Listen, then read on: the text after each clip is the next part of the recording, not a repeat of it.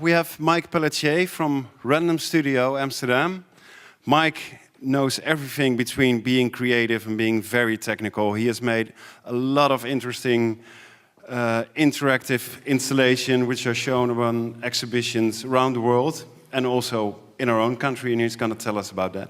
All right. Hi, thanks. So I'm Mike Pelletier from Random Studio. Random Studio is a creative studio and technology workshop, and we're in Amsterdam. We do everything from web, interactive experiences, motion graphics, 3D, and interactive installations, and that's what I'm going to be showing you today. This is our studio. Lovely, lots of plants.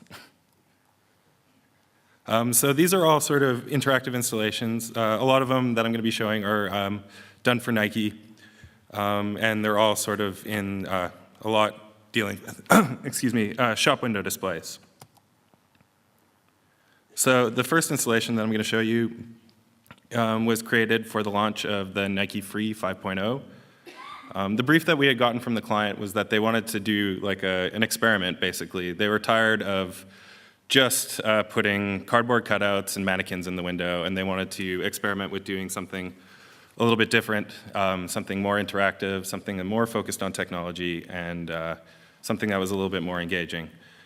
So we created an interactive experience for them, and initially it was only for 2 locations, but we ended up doing it in 6 countries across Europe. And some of them lived in the shops themselves, and some of them were just in the shop displays. So here's a quick video.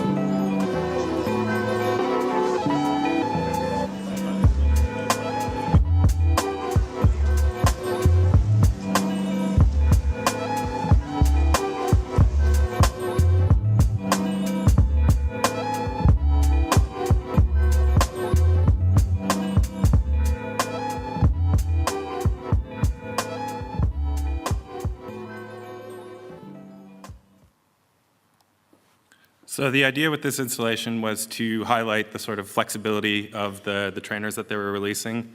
And the way that we're doing this is by making an interactive experience where using the flexibility of your body, you could flex the shoes. And so we're using assets that they had created. They're all video assets that were used in the commercials, and then we've built an interactive experience around it. And this is all just using the Connect, so tracking the user's body, and we're guiding them through a couple of different exercise routines. So you can see here, you can see your silhouette when you're passing by the window, and then you're invited to take part in the experience. And then the icon in the lower corner there guides you through the sort of actions that you need to take to complete that experience. And each part of that experience is interactive.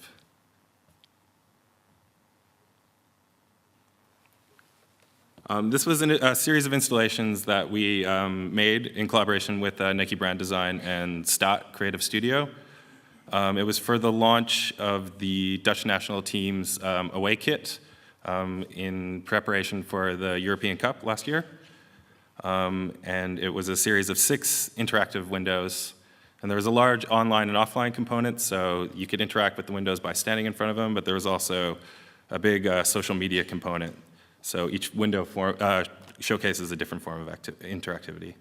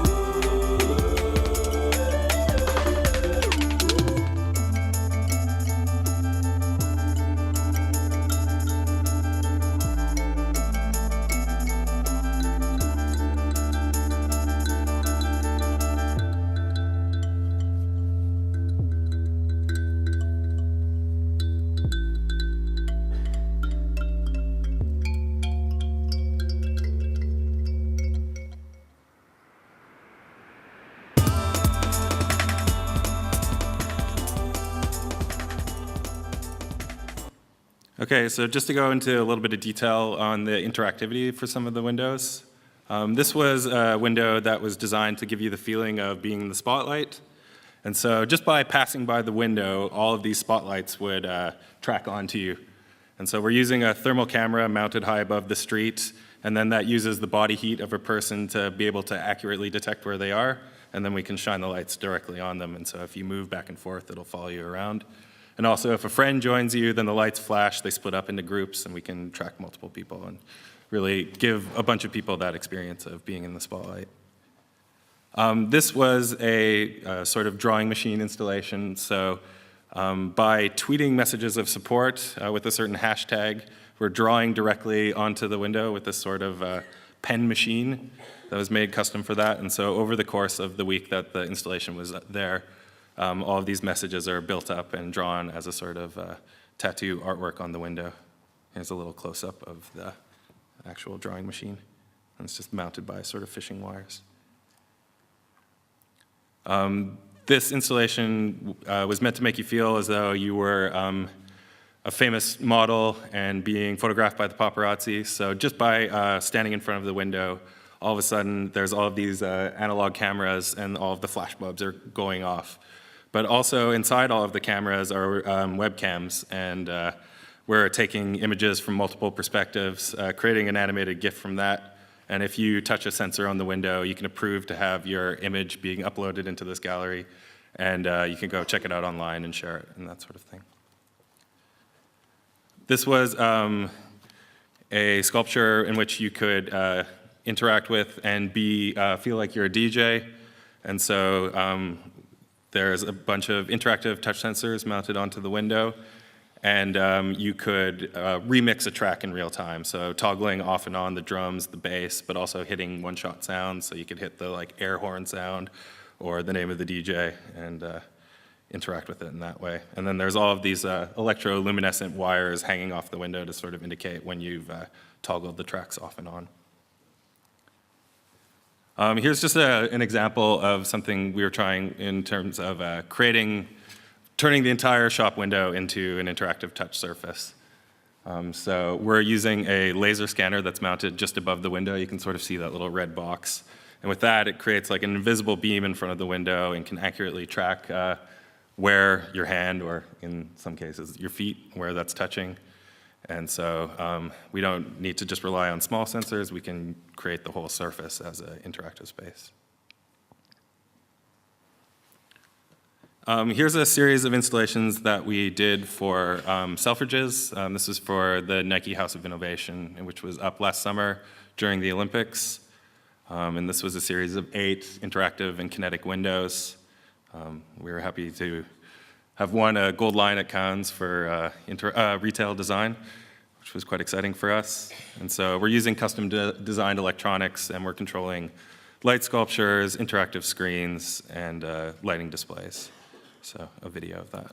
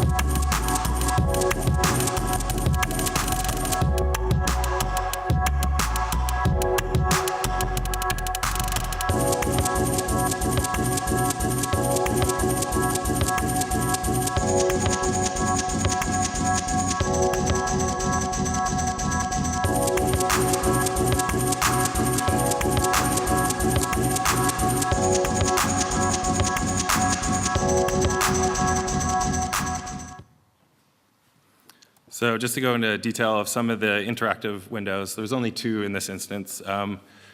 In this one, you're invited to stand on the spot on the pavement, and then there's a countdown, and then from there you can jump. So we're using, once again, the Kinect to track your jump, and then there's a high-resolution DSLR camera that's recording you in slow motion.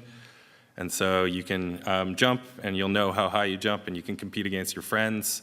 And there's also touch sensors on the window again, so allowing you to approve your image to be uploaded to this gallery so you can be seen as your sort of jump of fame. And then this was an interactive sculpture, also using the Kinect, where just by walking past the window, you're affecting the shape of this, this ball sculpture. And so a very eye-catching sort of thing, and quite surprising at first. You realize all of a sudden that this like massive wave is following you from behind. And so quite often we would see people walking and then stopping and then going back to like interact with the window, which was quite fun. And here's a close-up. So there's, I believe, over 20 individual servo motors pulling up all of these balls. And then this is an installation that we did for the 125th anniversary of the Concertgebouw in Amsterdam. This was done in association with Beeld en Geluid and the Concertgebouw. It was designed by Chris Koolmees, and it's an interactive installation where you get the experience of being a conductor in front of the Concertgebouw. And so we embedded 2 LCD screens in the doors of what used to be the main entrance to the Concertgebouw, which faces Museumplein. And so I'll show you a little video of that.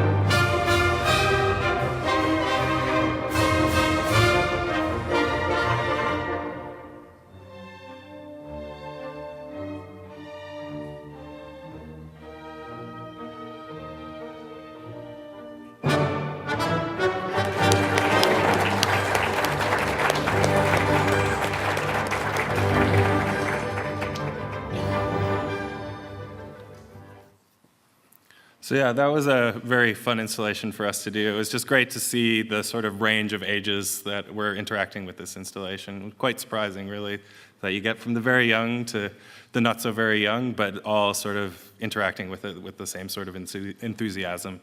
It was a very simple interface, so it was just a matter of you moving your hands. And if you stop moving your hands, then the music stops. And you don't want the music to stop because it sounds fantastic, so you're going to keep on going. So that was that installation. So I put the question mark after best practices because it's still a little bit early in the game to really be saying whether we know what the best way to approach things are in terms of creating interactivity in these spaces. We're starting to discover a toolbox of just different ways that we can bring the user or bring the consumer to engage with these window displays in different ways. So some of the stuff that you saw, we're using stuff like proximity sensors and touch sensors. And so those are things that allow you to just sort of directly break through the window a little bit and touch the glass and make that happen, make that interaction happen. And then there's all of the sort of optical tools, so like the Kinect, which is fantastic for tracking the body. There's webcams to just bring the user's image in, cameras, thermal cameras to track users' body heat. Also LiDAR, so using laser scanners to turn massive areas into interactive surfaces. But also there's the stuff that you carry around with you, so touchscreens, tablets, mobile phones. So integrating social media in a way that has a connection to that physical space. So yeah, I could talk about all of the sort of practical considerations that go into all of this sort of stuff, but It's probably a little bit of a killjoy at this point, so, and I'm also out of time, so I'll just skip over it. But if you have any questions, feel free to come and talk to me afterwards. So thank you.